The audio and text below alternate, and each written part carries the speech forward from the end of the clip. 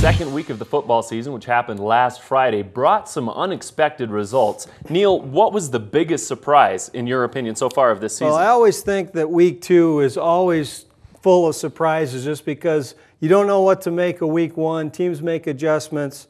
It is a new year, so week 2, you always got to expect a lot of surprises. I'll tell you what, the one thing I was most surprised about was American Fork's start. Even though, as you recall, Jared, I am a caveman this year. You're going with the caveman, I'm going with the caveman, but I am really surprised that they went up to Highland and pounded a pretty good Highland team like they did.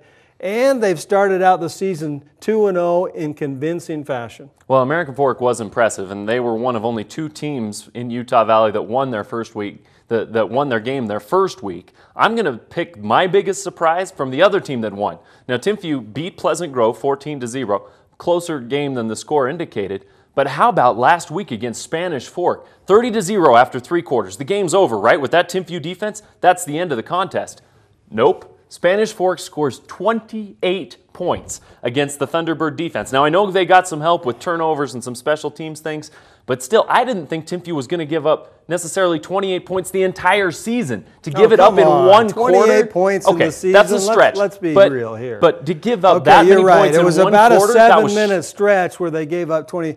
And that shocks me, no doubt, because I'm one with you that thought the defense would dominate. But I have said all along that I think this Timpview team is going to have problems with concentration and the hunger factor of just being able to go out and get after teams. And I think this team is a little bit lax. If there's one weakness this Timpview team has, is that they're a little complacent. Well, I'm still worried about their offense, giving up the ball and some special teams problems. They got to work. I mean, they were a 2-point conversion away from being tied, maybe going to overtime. When that type of thing happens, who knows what's going to happen in a game like that? Spanish Fork almost beat them last year.